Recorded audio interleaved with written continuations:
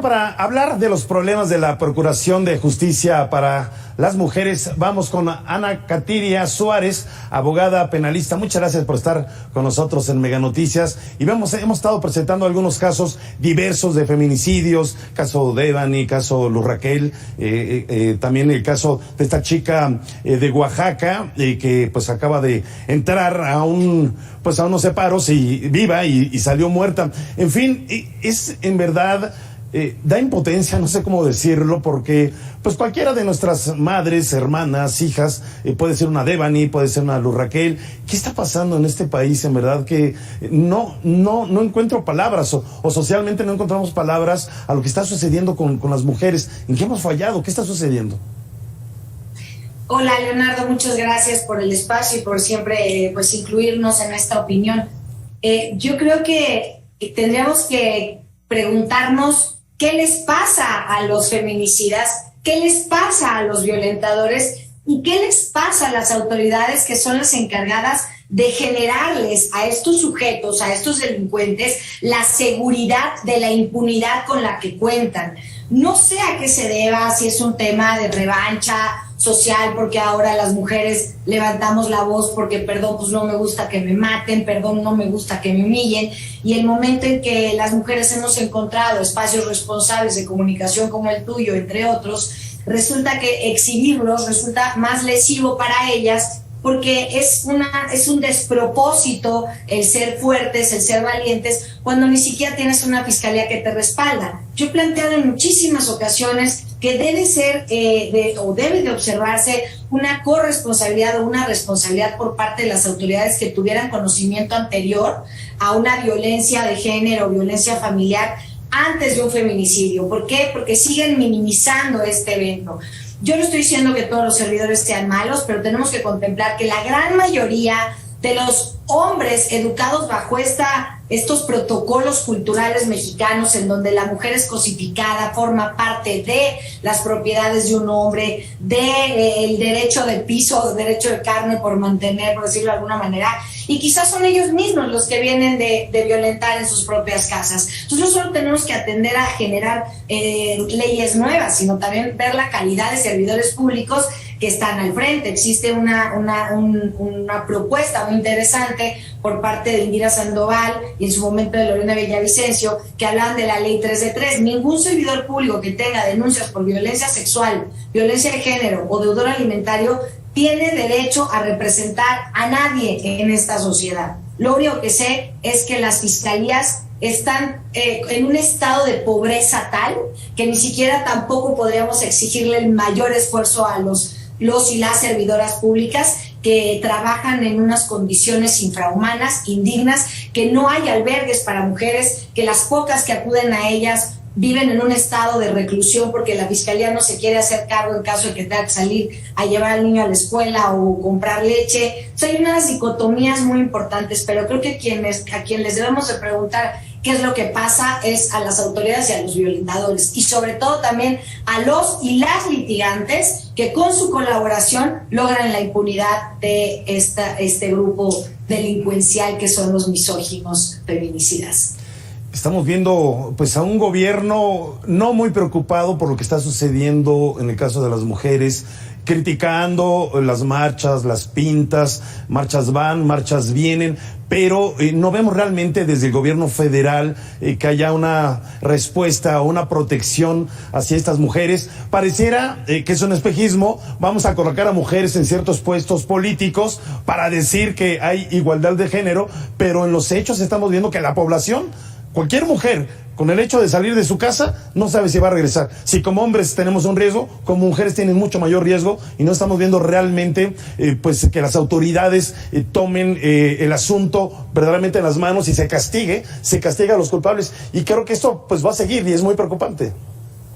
Bueno, va a seguir hasta en tanto nosotras y los aliados que tengamos con los hombres dignos de formar parte de una sociedad justa y libre de violencia, se lo permitamos. Lo que pasa es que estas instituciones a las que te refieres es muy grave. Muchas mujeres que están en puestos claves para tratar de representar una paridad son mujeres que detrás de ella hay un látigo de un hombre que le puso el curul o que solo la pusieron por decorar. No sé, yo he visto algunas manifestaciones de colectivas feministas respecto al trabajo de la presidenta de la CNDH, y es que yo como litigante es que ya no sé con quién acusar al presidente. No sé, al presidente de cualquier situación, o sea, al cocinero, al presidente, al jefe. ¿Con quién acuso al MP si su jefe es peor? ¿Con quién acuso a la Fiscalía de Campeche si el gobernador?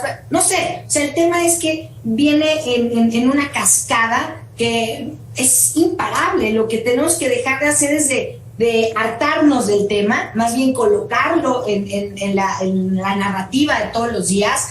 Que los hombres también se atrevan a señalar a sus compañeros, amigos o familiares que son violentadores. Estoy terminando apenas ahorita una reunión con un abogado que defiende a un feminicida y quiere que le ayudemos a encontrar la salida alterna, ¿no? Entonces, no quieren el remedio del trapito. O sea, la mato, pero ya quiero resarcir mi culpabilidad. O sea, ayúdenme a encontrar cómo, pero no quieren ir a terapia, pero nadie quiere hablar de lo que les corresponde como obligación. El tema de los alimentos es brutal. Las amenazas, al día de hoy, te puedo decir, al 2020, hoy en la mañana estuve todo el día en la Fiscalía Capitalina y encontré 3 opiniones que el resultado de la denuncia de una mujer que está tratando de cuidar a una niña que fue violada por su padre es que es una mujer histérica y celosa. Ahí se reducen todas las quejas de las mujeres. Tengan o no razón, cuando se atenta contra este poder, porque como el empresario tal violó a su hija, seguro eso es una mentira. Veamos el caso de Abril, nadie le creyó, le apalearon con un bate en la cabeza, una tentativa de feminicidio, y el juez consideró que no eran lesiones graves. ¿Qué pasa después? Viene una audiencia y le vacían una pistola enfrente de sus hijos. O el caso de Kimberly, que tengo oportunidad de representar. 7 balazos, 3 de ellos en la cabeza, otro en diferentes partes del cuerpo, con todas las pruebas para que la Fiscalía de Feminicidios Capitalina judicialice la tentativa de feminicidio, y hoy está preso porque logramos acreditar diversos delitos sexuales en contra de la misma víctima. No sé cuáles sean los criterios, me parece que el criterio es algo muy valioso, no sé dónde está radicado en las autoridades hoy en día. Yo me siento no desesperanzada, pero sí con mucha premura y mucha urgencia de gritar acción a la sociedad civil y a los litigantes que no sean parte de esta impunidad, porque el depredador, el violentador, no logra impunidad si no es con un acuerdo entre los abogados y la autoridad. La violencia empieza desde casa, porque muchas veces hay papás que reclaman a su esposa o la tratan menos o con groserías. Pues eso lo ven finalmente los hijos, ¿no? Lo ideal sería decir que existiera una mejor educación desde un hogar, desde el seno de una casa, pero ¿qué hacemos cuando finalmente hay una cantidad de familias disfuncionales tan grandes y donde emocionalmente están muy afectados papá y mamá por situaciones económicas, por situaciones sentimentales, por situaciones de injusticias, y a veces ni siquiera ellos mismos se pueden sostener como adultos? ¿Cómo van a educar a un niño o a una niña a tener respeto? Es muy complicado finalmente. Yo estoy igual que tú como abogada. Creo que tenemos que sumar esfuerzos, nos tenemos que sumar los hombres. Pareciera que tenemos todo en contra, pero no hay otro camino. Es decir, no podemos bajar los brazos, ¿es verdad? Sí, y no son, por favor, esta diatriba tan básica, tan superficial, tan cutánea de hablar de hombres contra mujeres, es que me parece de parvulitos. Es como quien haga esa opinión o quien tenga esa opinión, pues ya ni siquiera vale la pena hablar con esta persona. Es abusadores víctimas que necesitan de detener a los abusadores. Hay abusadoras mujeres, hombres, no importa. Lo que es que esta sociedad ha permitido que la violencia de género, para tener el control socioeconómico, cultural, profesional, sea una cultura de violación admitida. No digas nada que te violó tu tío Pedrito porque vas a arruinar la cena navideña y ya ves que nos pasa un dinerito, ¿no? Como si fuera eso más importante. Una frase que encuentro todos los días deleznable es que nosotras las mujeres somos las primeras culpables en transmitir esa educación a nuestros hijos. Pero ¿y quién educó a estas madres? un hombre violentador, y a la bisabuela igual, porque tenemos cientos de años siendo copadas y cotadas por la educación cultural misógina. Entonces, primero que nada, exigirle a nosotras las mujeres que quiten ese paradigma de la cabeza. Las mujeres que educaron con misoginia a los hombres también fueron víctimas de esa misma educación, pero quien generó el abuso de poder entre géneros fue el género masculino. Punto. No es una opinión mía. Es una realidad. Yo soy abogada, conozco la ley y por eso me atrevo a hablar con la fuerza que lo hago. Porque no estoy hablando de lo que yo desearía.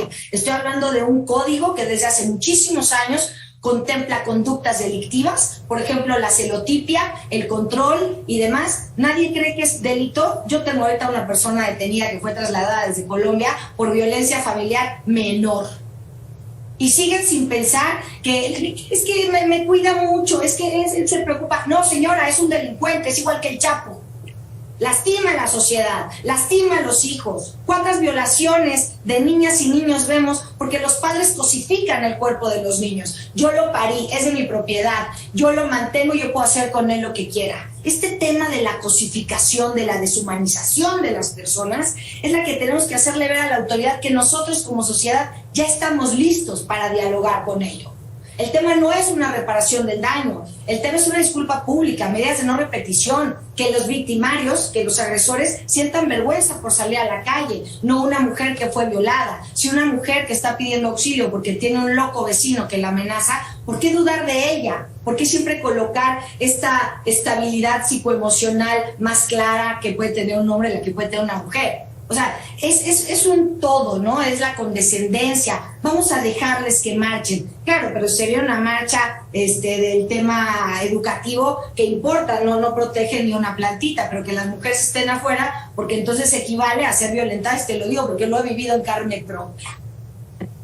Ese mensaje, y pues incluso yo diría separatista, que viene desde el gobierno federal, de los neoliberales, los fifís, los que se portan bien, los buenos, los malos, los de acá, los de allá, pues creo que finalmente eso genera, digamos, una confusión en gran parte de la ciudadanía, y estamos acostumbrados a hombres y mujeres, los fifís y los no fifís, los de izquierda, los de derecha. Pues creo que finalmente eso no ayuda a nada, ¿no? Tal vez sería bueno pues ir cambiando en su momento ya ese discurso. Pues sí, yo creo que nada que aliente o abone al resentimiento, al dolor, a la rabia, al rencor, va a abonar o a construir una sociedad más unida. Yo he tenido la oportunidad de tener en conferencias o en talleres importantes que hemos dado gente de todos los ámbitos, de todos los colores, y lo importante es vernos que el dolor que sufre el que se le llama fifí con el que se le llama no fifí es el mismo, porque el miedo que tiene una mujer que se le llama neoliberal, porque según en este gobierno el feminismo se formó a partir del tema neoliberal y todas las feministas somos fifís o neoliberales, pues entonces ya no entendimos nada, porque al final a ti te duele igual que a mí perder a alguien. A ti no te da el mismo miedo que a mí salir a la calle. A ti a lo mejor te da miedo que te den una puñalada y te quiten la cartera. A nosotros nos da miedo que nos penetren, que nos destacen, que nos torturen, que usen nuestro cuerpo para satisfacer sus perversos deseos sexuales más oscuros. Por eso se contempla el feminicidio. No solamente es la protección a la vida, sino a la dignidad de la vida de esa mujer. No podemos estar esperando que nos den la razón. Las razones se toman cuando constituyen derechos natos, derechos inherentes a la vida. Yo no necesito pedirle a nadie que me reconozca los derechos que ya sé que tengo. Y es muy lastimoso ver autoridades y fiscales, hombres y mujeres, que siguen minimizando la exigencia. Señora, mañana lo va a venir a perdonar. Lo que ves es que quizá este sujeto venían de perdonarlo en su casa. No, yo estoy muy enojada con este tema, Leonardo, disculpa la pasión, pero solo así me he logrado sostener en acusaciones que incluso han hecho al tipo de litigio que llevo y que no me voy a detener. Siempre se gana con la verdad, con el valor y con la ley en la mano. Así haya el tipo de corrupción por parte de los violentadores, porque son quienes tienen la capacidad económica para pagarle a sus abogados y entonces ir a corromper a las autoridades. esa es una línea que nadie está observando. Solo criticamos a la autoridad y los litigantes. ¿Quién va a defender a este señorón que mató a su esposa, el exdirector de Amazon? Vamos a ver qué despacho de prestigio lo representa. O a los pederastas, ¿no? De empresarios renombrados, como hemos sabido de algunos últimamente. O magistrados. Entonces también pongamos ojo en cómo son las defensas de los feminicidas, de los pederastas, sectores de la sociedad vulnerables y vulnerados, niños, niñas, adolescentes, mujeres, personas de la tercera edad, comunidades originarias, personas con alguna discapacidad. Los del otro rubro que no son tan vulnerables tienen una obligación extra. Yo me pregunto, ¿quién de los violentadores está convencido de renunciar a derechos que le han sido dados por el único hecho de haber nacido hombre, como levantarte de la mesa, servirte una sopa y no humillar a tu madre? Empecemos por ahí. Pero la culpa no es de las mujeres, ni de las madres que educaron, porque a esas madres las golpearon, las violaron para seguir perpetuando la misma violencia. Una última pregunta, Ana. ¿Cómo consideras que ha sido la actuación, por ejemplo, de la Suprema Corte de Justicia de la Nación, lo que ha dicho el ministro Saldívar, de tal vez liberar a mujeres que están injustamente encarceladas? ¿Cómo considera que ha sido la actuación? Mira, ustedes saben que yo dentro del tema político ni figuro ni figuraré. A mí lo más humano es lo que puedo palpar en el camino del día a día. Pero me parece que en concreto el Poder Judicial, en nuestra más amplia expresión, que es la Suprema Corte de la Justicia de la Nación, yo sí considero que se ha aventurado a hacer opiniones drásticas en favor de reducir el impacto en la discriminación que existe en las penas o sanciones que se les ponen a unas mujeres versus a otros hombres. Vemos el caso de algunas políticas que estuvieron presas, que tantos pillines, raterillos que hay ahí en el gobierno y no los llaman.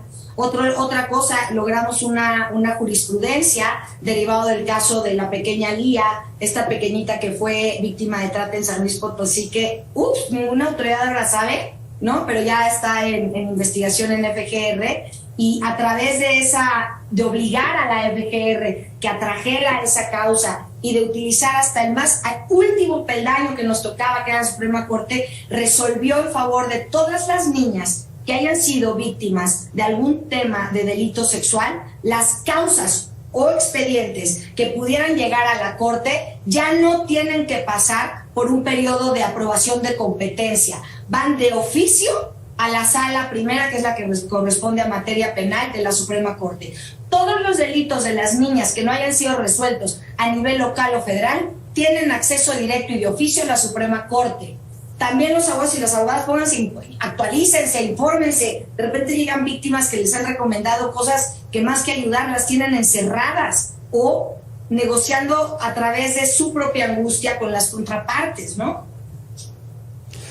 Pues en y verdad, si no, pues el ámbito internacional, parece que este país lo único que le importa es la crítica internacional. Entonces empezar a levantar la mano en la Comisión Interamericana, en la Corte Penal, en todas las colectivas y colectivos extranjeros, porque luego aquí es lo único que les gusta, ¿no?